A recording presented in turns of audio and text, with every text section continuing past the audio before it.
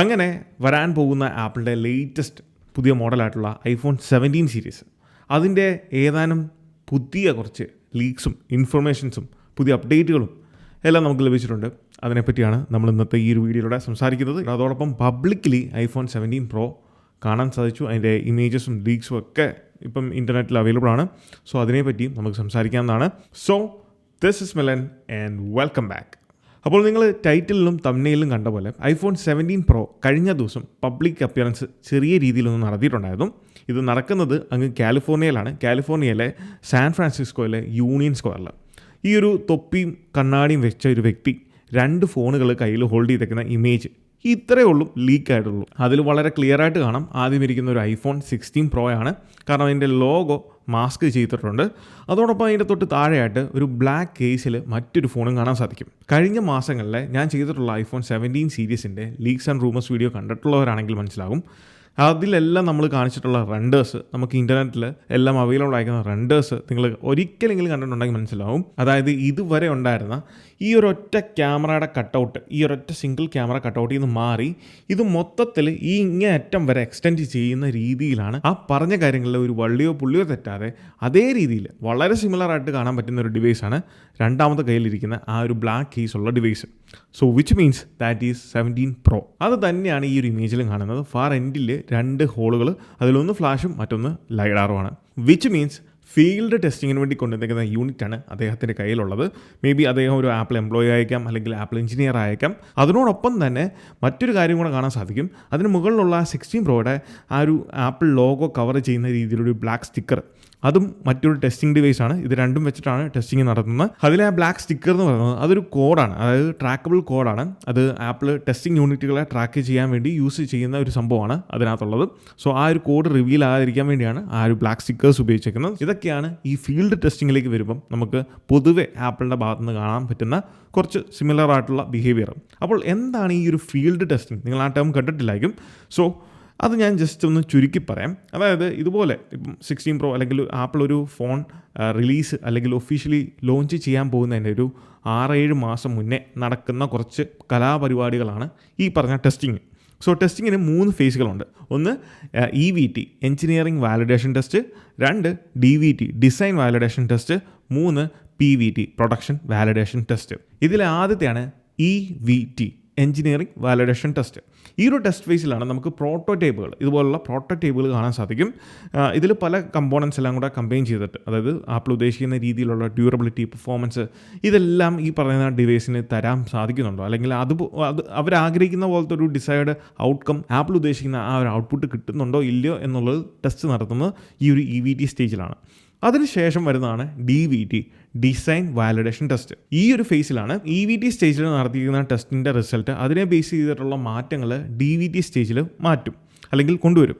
ആ മാറ്റങ്ങളെല്ലാം വരുത്തിയതിന് ശേഷമായിരിക്കും ഇതുപോലുള്ള പ്രോട്ടോടൈപ്പുകൾ പബ്ലിക്കിൽ ഇതുപോലത്തെ ഫീൽഡ് ടെസ്റ്റിങ്ങിന് വേണ്ടി അയക്കുന്നത്. സോ ഫീൽഡ് ടെസ്റ്റിങ്ങിൽ നമുക്ക് കരിയറിൻ്റെ റിസപ്ഷൻ, അതുപോലെ തന്നെ 5G എങ്ങനെയാണ് ബാൻഡ്വിഡ്ത്തുകൾ വർക്ക് ചെയ്യുന്നത്, ഇങ്ങനെയുള്ള കാര്യങ്ങളൊക്കെയാണ് ഫീൽഡ് ടെസ്റ്റിങ്ങിൻ്റെ സമയത്ത് ചെയ്യുന്നത്. ഈ പറഞ്ഞ 2 ടെസ്റ്റുകൾക്ക് ശേഷമാണ് അവസാനത്തെ സ്റ്റേജ് ആയിട്ടുള്ള PVT പ്രൊഡക്ഷൻ വാലിഡേഷൻ ടെസ്റ്റിലേക്ക് പോകുന്നത്. ഈ സ്റ്റേജിൽ ഈ പറഞ്ഞ ഡിവൈസ്, അതായത് ആപ്പിൾ ഉദ്ദേശിക്കുന്ന അതേ പെർഫോമൻസ് തരുന്ന ഡിവൈസ് ഇതൊരു ലാർജ് സ്കെയിൽ പ്രൊഡക്ഷന് ഓക്കെ ആണോ അല്ലെങ്കിൽ റെഡി ആണോ? കാരണം പല മാനുഫാക്ചേഴ്സ് ഉണ്ട് ഇതിൻ്റെ സപ്ലൈ ചെയിനിൽ. അവർക്കെല്ലാം ഇതിൽ യൂസ് ചെയ്യുന്ന അതേ കമ്പോണൻസുകൾ കൃത്യമായിട്ട് പ്രൊവൈഡ് ചെയ്യാൻ സാധിക്കുമോ? ഇങ്ങനെയുള്ള കാര്യങ്ങളെല്ലാം വാലിഡേറ്റ് ചെയ്യുന്നത് അല്ലെങ്കിൽ കൺഫേം ചെയ്യുന്നത് ഈ ഒരു PVT സ്റ്റേജിലാണ്. അതിനുശേഷമായിരിക്കും നമ്മൾ കാണുന്ന ഈ ഡിവൈസുകൾ ലാർജ് സ്കെയിൽ മാസ് പ്രൊഡക്ഷന് വേണ്ടി പോകുന്നത്.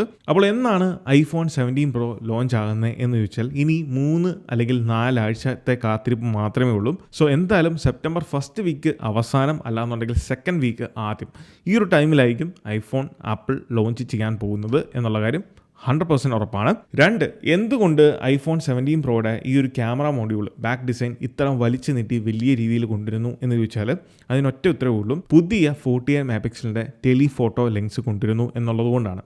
നമുക്കറിയാം ടെലിഫോട്ടോ ലെൻസ് എന്ന് പറയുന്നത് ടെട്രാപ്രിസം ക്യാമറയാണ്. സോ അതിലേക്ക് 48 മെഗാപിക്സലിൻ്റെ പുതിയ സെൻസർ വരുന്നതുകൊണ്ട് തന്നെയാണ് ആപ്പിളിന് ഈ ഒരു അഴിച്ചുപണി ഇൻറ്റേർണലി നടത്തേണ്ട വന്നത്. കാരണം നിലവിൽ 16 പ്രോയുടെ ബാക്ക് ക്യാമറ എന്ന് പറയുന്നത് 2 48 മെഗാ പിക്സലിൻ്റെ സെൻസേഴ്സാണുള്ളത്. അത് അത്യാവശ്യം വലുപ്പമുള്ള സെൻസേഴ്സാണ്. സോ മൂന്നാമതൊരു സെൻസറും കൂടെ ഈ ഒരു സ്പേസിലേക്ക് വരിക, 48 മെഗാ പിക്സലിൻ്റെ ഒരു സെൻസർ വരിക എന്ന് പറയുന്നത് അത് നിസ്സാര കാര്യമല്ല. സോ അതിന് കുറച്ചും കൂടെ സ്പേസ് വേണം. അതുകൊണ്ട് തന്നെയാണ് ആപ്പിൾ ഈ ഒരു വൈഡനിങ് മാർഗം ഉപയോഗിച്ച് അല്ലെങ്കിൽ ആ ക്യാമറ മൊഡ്യൂളിൻ്റെ വലുപ്പം കൂട്ടിയത്. 3 ഡിസൈനിൽ വരാൻ പോകുന്നത്. അതോടൊപ്പം തന്നെ ഡിവൈസ് യൂസ് ചെയ്യുന്നതിൻ്റെ കാര്യത്തിലേക്ക് വരുമ്പം യൂസേഴ്സിന് കുറച്ചും കൂടെ ബെറ്റർ ആയിട്ട് ഫീൽ ചെയ്യാൻ പോകുന്ന ഒരു കാര്യമാണ്, വളരെ പ്രധാനപ്പെട്ട ഒരു ആസ്പെക്റ്റാണ് നെറ്റ്വർക്ക് ആൻറ്റിനകളുടെ റീപൊസിഷനിങ് എന്ന് പറയുന്നത്. അതായത് 17 Pro സീരീസിലേക്ക് വരുമ്പം ആപ്പിൾ കംപ്ലീറ്റ്ലി ഇത് വരെ ഉണ്ടായിരുന്ന ഒരു ഡെക്കേഡിന് മേളിലായിട്ടുണ്ടായിരുന്ന ആപ്പിളിൻ്റെ ആ ഒരു ആൻറ്റിന സ്ട്രക്ചറിനെ മൊത്തത്തിലൊന്ന് അഴിച്ചുപണി നടത്താൻ പോവാണ്. കാരണം എന്താണെന്ന് വെച്ചാൽ കഴിഞ്ഞ കുറേ വർഷങ്ങളായിട്ട് എനിക്ക് തോന്നുന്നു iPhone 4S മുതലൊക്കെ തന്നെ ഇതേ ഒരു രീതിയാണ്. നിങ്ങൾക്ക് ഐഫോണിൻ്റെ ആൻറ്റിനകൾ, അതായത് നെറ്റ്വർക്ക് ആൻറ്റിനകൾ കാണണം എന്നുണ്ടെങ്കിൽ നമ്മൾ ഈ ഒരു സൈഡിലേക്ക്, ബെസൽസിൻ്റെ 4 സൈഡിലേക്ക് നിങ്ങൾ നോക്കിയാൽ നിങ്ങൾക്ക് അവിടെ ഒരു ചെറിയ വെട്ട് കാണാൻ സാധിക്കും. ഈ വെട്ടാണ് actually network antenna. So 17 Pro മോഡൽസിലേക്ക് വരുമ്പം ആപ്പിൾ ആ ആൻറ്റിന കംപ്ലീറ്റ്ലി റീസ്ട്രക്ചർ ചെയ്യുകയാണ്.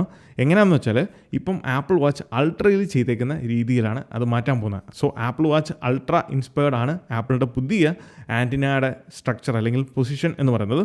അത് എവിടെയാണ് വരാൻ പോകുന്നതെന്ന് വെച്ചാൽ ഈ ഒരു എൻ്റയർ ബെസലിലോ അല്ലെങ്കിൽ ഷാസിയിലോ അല്ല, അതിന് പകരം ഈ വലിയ രീതിയിൽ മാറാൻ പോകുന്ന ക്യാമറ മൊഡ്യൂൾ ഉണ്ടല്ലോ, ആ മൊഡ്യൂളിൻ്റെ താഴെയായിട്ട് ഇപ്പം ആപ്പിൾ വാച്ച് അൾട്രയിൽ എങ്ങനെയാണോ കാണാൻ സാധിക്കുന്നത് അതിൻ്റെ ഡിസൈൻ നിങ്ങളൊന്ന് എടുത്ത് നോക്കിയാൽ മനസ്സിലാവും.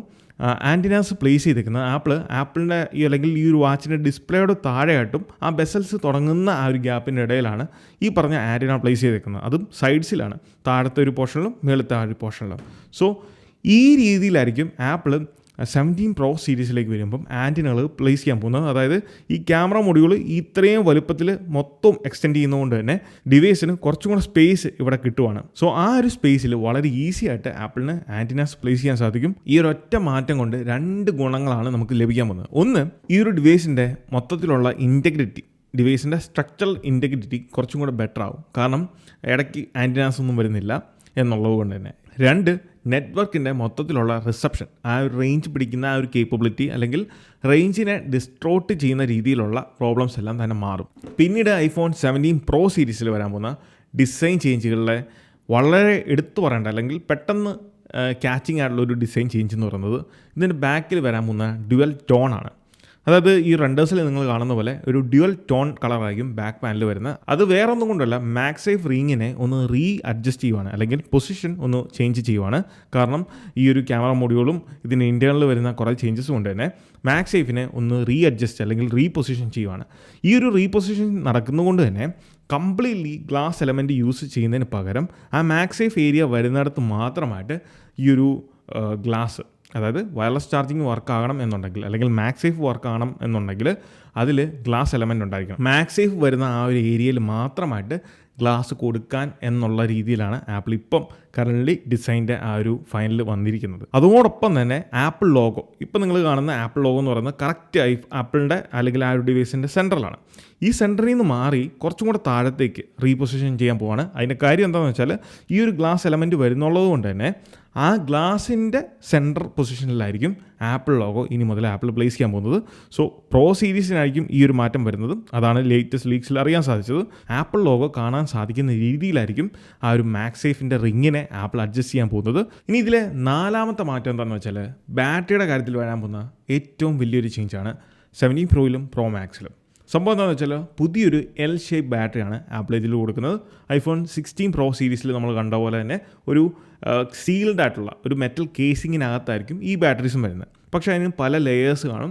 കാരണം കുറച്ചും കൂടെ ലാർജർ ബാറ്ററി കപ്പാസിറ്റി ഇൻക്ലൂഡ് ചെയ്യാൻ വേണ്ടി പല ലെയേഴ്സ് ആയിട്ടാണ് ആപ്പിൾ ഈ ഒരു ബാറ്ററിനെ ഡിസൈൻ ചെയ്തേക്കുന്നത്. ഇതും ഒരു എൽ ഷേപ്പ് ആയിരിക്കും. എന്നാൽ ഈ എല്ലിന് തന്നെ 2 ടൈപ്പിലുള്ള എൽ ഷേപ്പ് ബാറ്ററീസ് ആയിരിക്കും ആപ്പിൾ പ്രോ സീരീസിൽ പ്രൊവൈഡ് ചെയ്യാൻ പോകുന്നത് എന്നുള്ളതാണ് മാൻചിബു അദ്ദേഹത്തിന് ഏറ്റവും ലേറ്റസ്റ്റ് ലീക്സിൽ അല്ലെങ്കിൽ റിപ്പോർട്ടിൽ ഷെയർ ചെയ്തേക്കുന്ന ഒരു കാര്യം. അതായത് 2 ടൈപ്പ് ഓഫ് അല്ലെങ്കിൽ 2 രീതിയിലുള്ള മോഡൽസാണ് വരാൻ പോകുന്നത്. ഈ മോഡലിന് വേറെ പ്രത്യേകത ഒന്നുമില്ല. ഒന്ന് US മോഡലും മറ്റൊന്ന് ചൈനീസ് അല്ലെങ്കിൽ മറ്റുള്ള രാജ്യത്തേക്കുള്ള മോഡലും. അതായത് US നമുക്കറിയാം eSIM ആണ്. കഴിഞ്ഞ 2 വർഷങ്ങളായിട്ട് ആപ്പിൾ കംപ്ലീറ്റ് ഇ സിമ്മിലേക്ക് മാറിയേക്കുവാണ്. ഇവിടെ ഞാൻ യൂസ് ചെയ്യുന്ന 16 Pro എന്ന് പറയുന്നത് ശ്രദ്ധിച്ചാൽ മനസ്സിലാവും. ഞാൻ ഇതിൻ്റെ അൺബോക്സിങ് വീഡിയോയിലും പറഞ്ഞ ഒരു കാര്യമാണ്. ഞാൻ യൂസ് ചെയ്യുന്നത് 16 Pro US വേരിയൻ്റ് ആണ്. ഇതിൽ സിം ഇല്ല, ഫിസിക്കൽ സിം നമുക്ക് യൂസ് ചെയ്യാൻ സാധിക്കത്തില്ല. ഇത് കംപ്ലീറ്റ്ലി ഇ സിമ്മാണ്.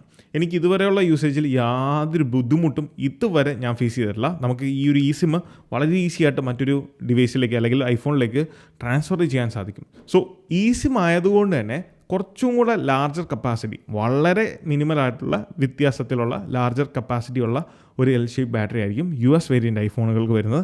എന്നാൽ ഗ്ലോബൽ മാർക്കറ്റിലേക്ക്, അതായത് ചൈനീസ് മാർക്കറ്റിലേക്ക് വരുന്ന ഫിസിക്കൽ സിം യൂസ് ചെയ്യാൻ പറ്റുന്ന മാർക്കറ്റിലേക്ക് വരാൻ പോകുന്ന ഐഫോണുകളുടെ ബാറ്ററി ഷേപ്പിൻ്റെ അല്ലെങ്കിൽ ആ ഒരു എൽ ഷേപ്പ് തന്നെ ആയിരിക്കും യൂസ് ചെയ്യുന്നത്. പക്ഷേ അതിൻ്റെ കപ്പാസിറ്റിയിൽ വളരെ ചെറുതായിട്ടുള്ള വളരെ മിനിമലായിട്ടുള്ള ഒരു ഡിഫറൻസ് കാണാൻ സാധിക്കും. ആൻഡ് ഫൈനലി കളേഴ്സ്, നല്ല കുറച്ച് പുതിയ കളേഴ്സ് ആപ്പിൾ കൊണ്ടുവരുന്നുണ്ട്.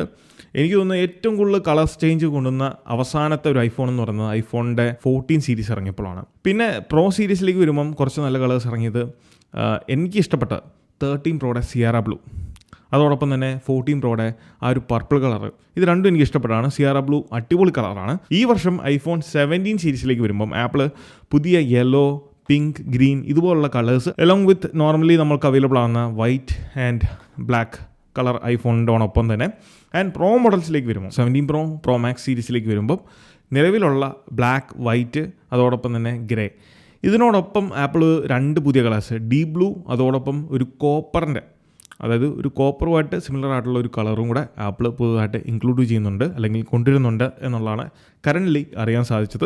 ഇനിയും കുറേ വിശേഷങ്ങൾ 17 സീരീസിനെ പറ്റി, നോൺ പ്രോ ആൻഡ് എയറിനെ പറ്റി പറയാനുണ്ട്. അത് മറ്റൊരു വീഡിയോയിൽ നമ്മൾ സംസാരിക്കുന്നതായിരിക്കും. അപ്പോൾ ഇതുപോലത്തെ ഇൻഫോർമേറ്റീവ് ആയിട്ടുള്ള ആപ്പിൾ റിലേറ്റഡ് കണ്ടൻസിന് നമ്മുടെ ഇൻസ്റ്റാഗ്രാം പേജും യൂട്യൂബ് ചാനലും നിങ്ങൾ മറക്കാതെ ഫോളോ ചെയ്യുക. So this is Milan. Catch you guys next one. Until then, peace.